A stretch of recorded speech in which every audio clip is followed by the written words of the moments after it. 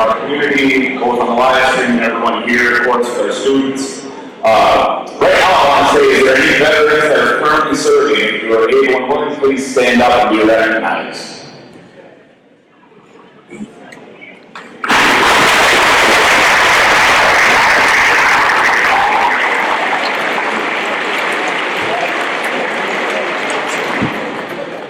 All right, thank you for your service. I really appreciate that. Now, with a show of hands, who here has a family member or a friend or someone they know that has served or is currently serving? Okay, take a look around. I mean, this is why we're here. Okay, Veterans Day became a national holiday in 1938. Before that, it was known as Armistice Day. The day the Great War, which we now call World War I, ended on the 11th hour of the 11th day of the 11th month. The war that ended all the war was finally over. The world celebrated, made treaties, and we never had a war again, correct? Sadly, that's not what happened. And so, these are the reasons why we do celebrate today and celebrate veterans hopefully every day. But that's the reason. Today, the United States has over 1 million active military members in the Air Force, Marines, Navy, and Army, not including those in the reserves. Today is to honor those that have served.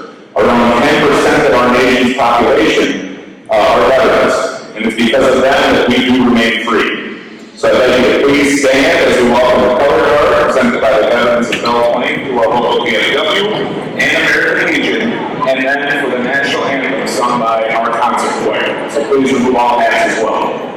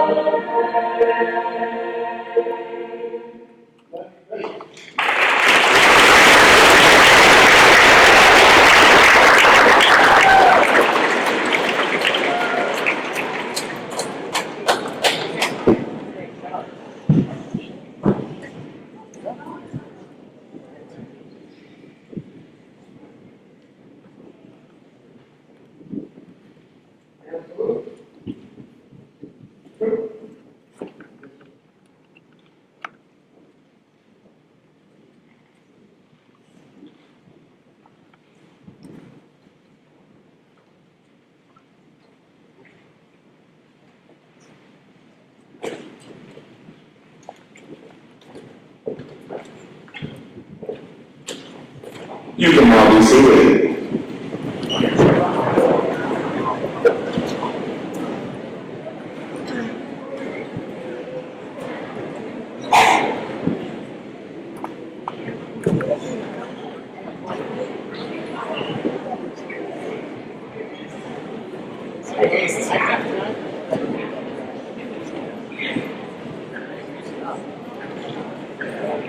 And now it's time to welcome our first speaker, Art Aristide.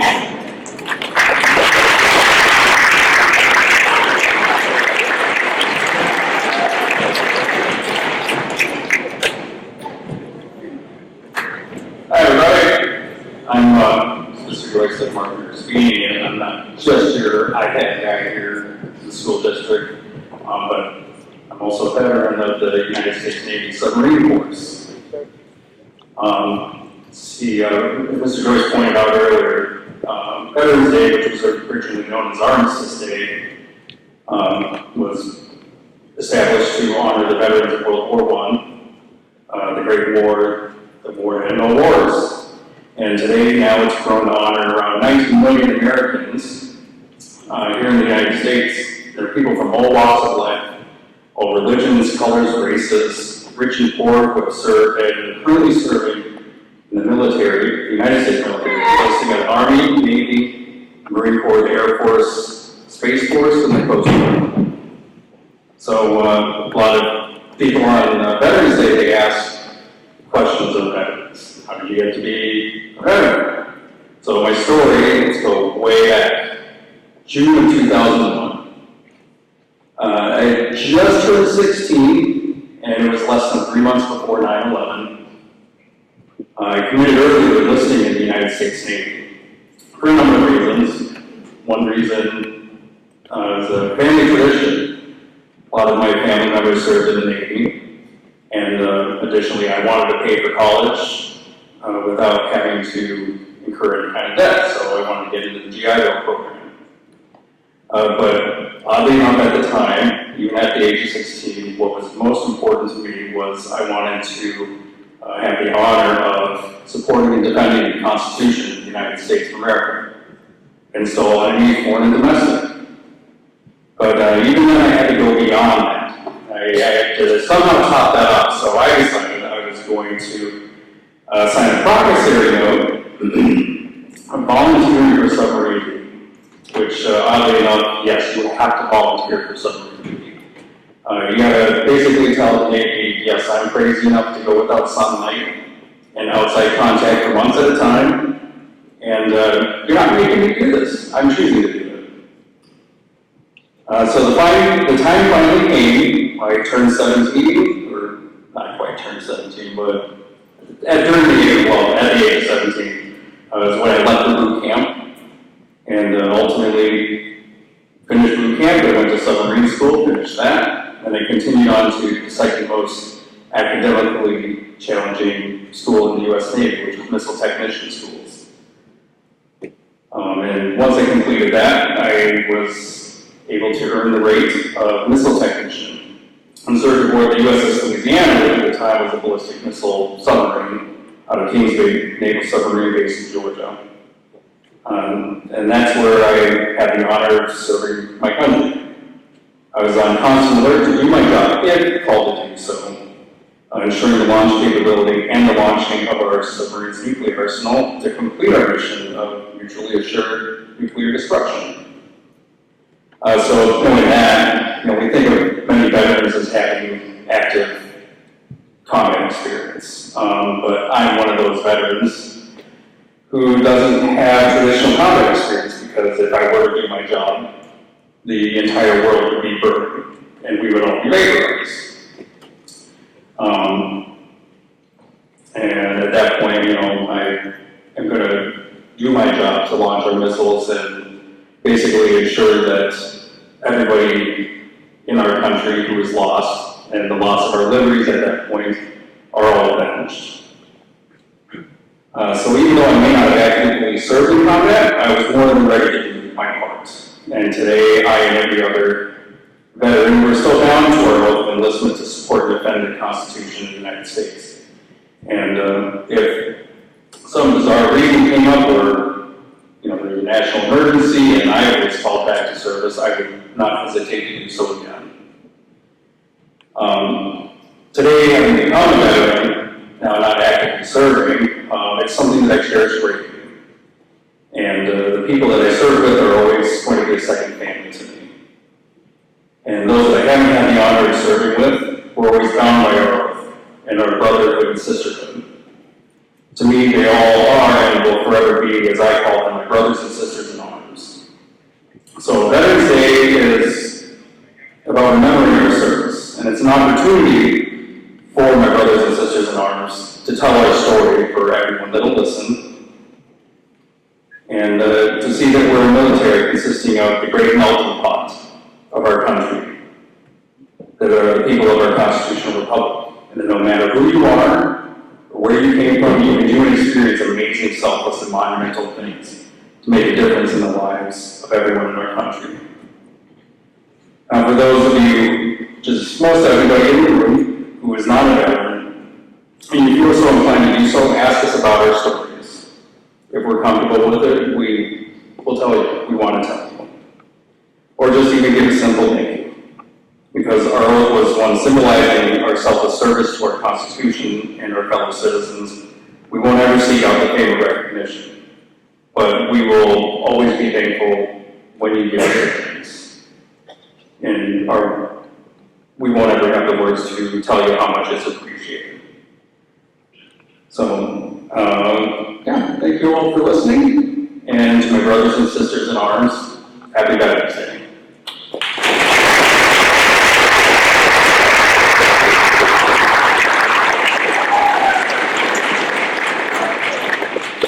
Thank you, Mark. Now we will welcome our band, directed by Brian Cutler, in their performance of a service song medley.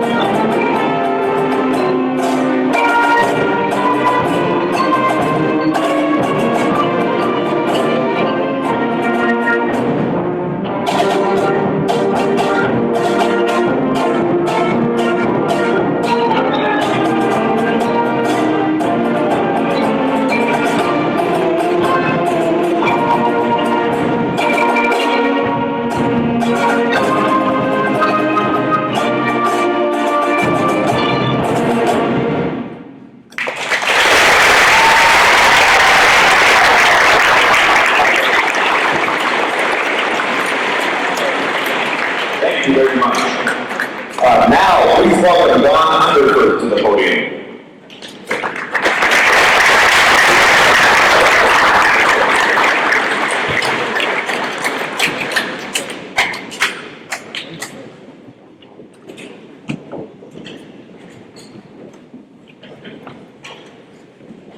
Good morning.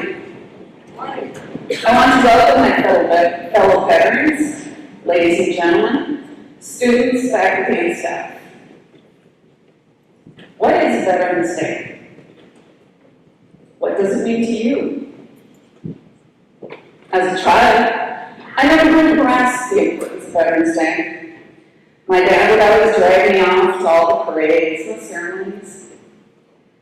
And I would sit there and listening, not listening, not paying attention. It didn't have anything to do with me, right? I mean, everything they were talking about happened so long ago. I didn't get what the big deal was.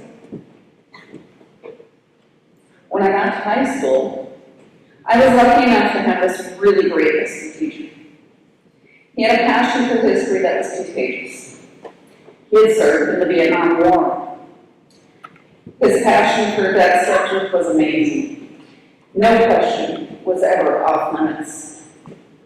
We started talking about the political transition that Europe went through, which led to World War I, and eventually led to World War II. And the discussions led to Korea, and eventually Vietnam.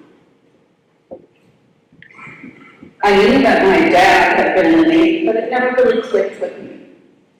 He and his brother had both served. Our assignment for that class was to talk to a World War II vet and get their story. My dad had never really talked about the war, which was very common for World War II vets. You see, he had been an ordnance instructor at the Naval Training Center in Memphis, Tennessee. When Pearl Harbor happened, the instructors were immediately sent to Kaneohe Air Base to disarm and recover ordnance and ammunition that had not exploded. The damage and the destruction to the harbor that he witnessed and helped clean up and recover had a profound effect on him. As my dad answered questions, I began to have a better understanding of why he needed to help and serve others. A sense of pride came over me. I actually listened to his stories for once. Hearing about his experiences in the Navy, I finally began to understand him. I realized why for him, there was always a right way to do things. Whether it was cleaning the toilet, or shining your shoes, shoelaces. Of all things, shoelaces. Shoelaces were always to be threaded from underneath, never over. Because the Navy goes through the ocean, and the Army goes over land. My sister and brothers graduated from college, and one by one, they made their way into the Navy as officers. My father was never one to say, "You need to go in the military." He was always the person that said, "What do you want to do in your life? How do you want to help?" My senior year of high school, all the recruiters were making the rounds, and there was this Army recruit. He was just sure he was going to get me to sign up. I kept telling him olive green's not my color. He was tenacious, he wouldn't give up. And then he met my father and saw all the pictures of my sister and brothers. He had to admit defeat. We run blue. After graduation, I still didn't know what I wanted to be when I grew up. And to be honest, I still don't know what I want to be when I grow up, and that's okay. I knew I didn't want a dead-end job, and there was no way I could afford to go to college, and I was not going to go in debt to do it. So one day after my mom got on my last nerve, as only a mom can, I stopped at the Navy recruiter's office. I liked what he had to say. It was my ticket out. I signed up as an unassigned airman and delayed entry, and my parents were in stunned disbelief. I left the training the following February, and on my 19th birthday, I spent that on the floor doing push-ups. More push-ups than I thought humanly possible. From boot camp, I went into basic aviation training and on to my first squadron in Lemoore, California. There I became a plane captain. I was responsible for inspecting, preparing, 100% launching and recovering the aircraft. The first time I stood in front of an airplane as it was running, I was scared. I thought, what in the heck did I do? This thing's going to eat me alive. It turns out I actually loved it. It was fun. Every day was something new. It was hot, sweaty work, but it was fun. I gained confidence in myself and I learned teamwork. And I found a new family. You see, in the Navy, you have to work as a team. You get cross-trained into other departments because when you're in the middle of the ocean, nobody's coming to help you. You're on your own. From there, from working on the flight line and helping other departments, I decided to become a parachuter. I took care of all the equipment that the pilots and aircrew use to survive when their planes go down. My next duty station, I met this really dear friend. He was a short, squatty guy. He had a devious twinkle in his eye, and his sense of humor was contagious. His name was Jim Piercy, and he's a friend today. He convinced me to join the Honor Guard. It was there that the lesson of humility and empathy really hit home. The Honor Guard is the unit that escorts the fallen service member, performs the 21-gun salute, and plays taps, and presents the flag to the family. You see, being in the military is not all about blowing stuff up and shooting guns. It's being willing to do whatever you need to do to protect the freedoms and the ideals of the Constitution. It's not about politics. It's not about our leaders. It's about working together for the common cause that is bigger than yourself. For me, Veterans Day is a time to remember and give thanks to all of those who came before me. The ones who stood up and fought for our freedoms and did the dirty work so that you and I can live our lives freely. There is nothing pretty or glamorous about war, but I give thanks every day that we have brave women and men that are willing to serve for the greater good of our country. I want to leave you with this quote from John Maxwell Edwards.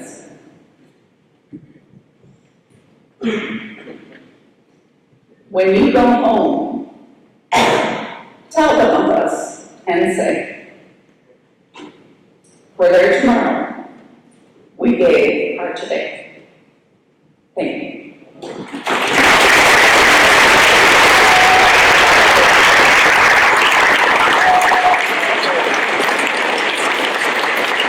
Thank you, Don. Next up, we will have our concert choir under the direction of Allison Vandermark sing Let the Light I Live Speak for Me by composer Gwyneth Walker.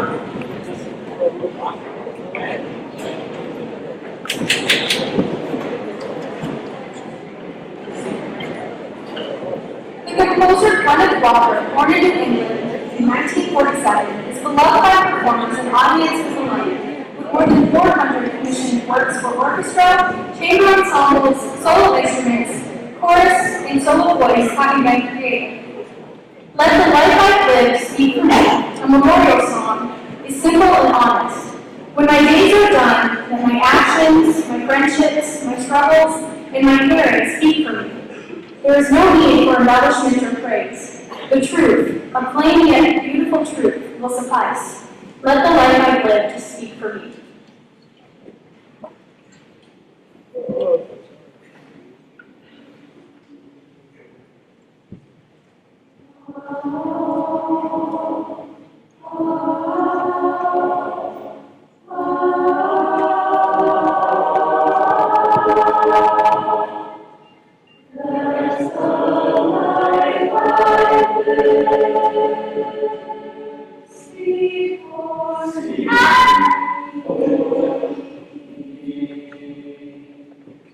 There's the light.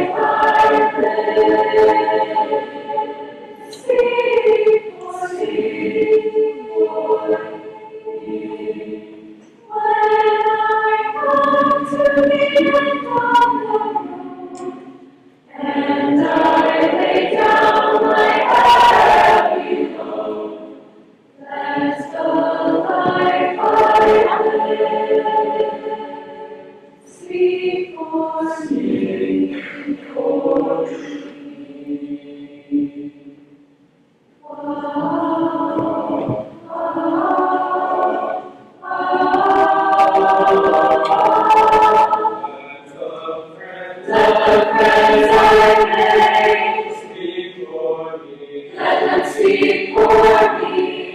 Let the friends I made speak for me. Let them speak for me. When I come to the end of the road, and I lay down my heavy load, let the friends I made speak for me. Let them speak for me.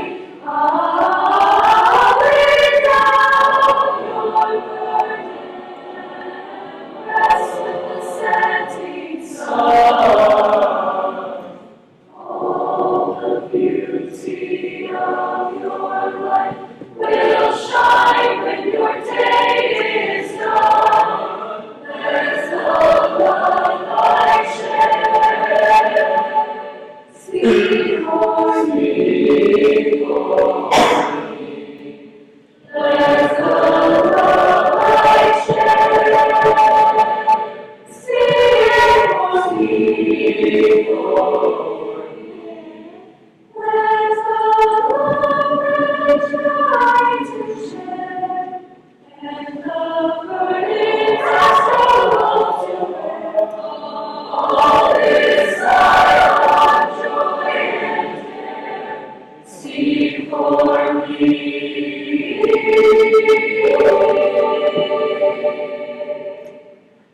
That's the life I live. Speak for me.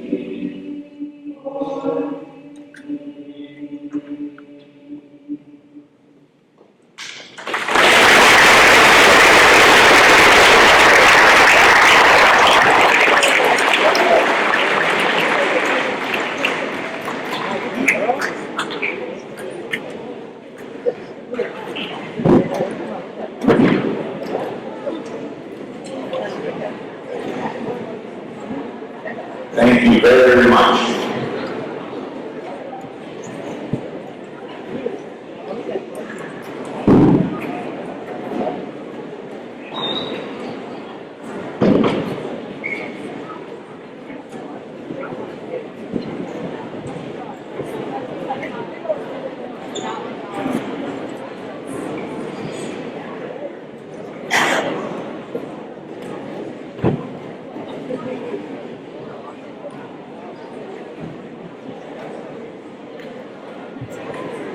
Now we will welcome Senior Alyssa Moon to recite a veteran's poem.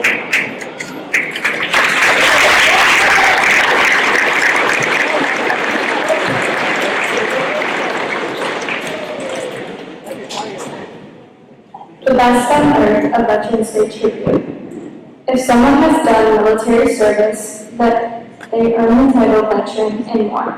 They earn our deep respect and admiration, that they are special, no one can ignore. They sacrifice the comforts we enjoy, the list is long of all the things they gave. Our veterans are extraordinary people, they're loyal, dedicated, true, and brave. When terror and invasion were real threats, they showed us they could handle any storm.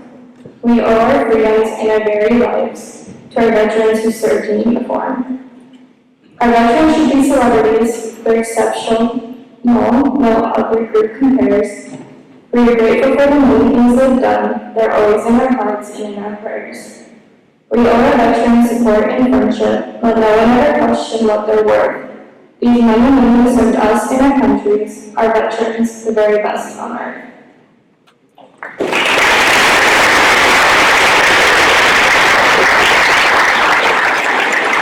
Thank you, Alyssa. So that is our program for today. Everyone please rise for the retirement of the colors.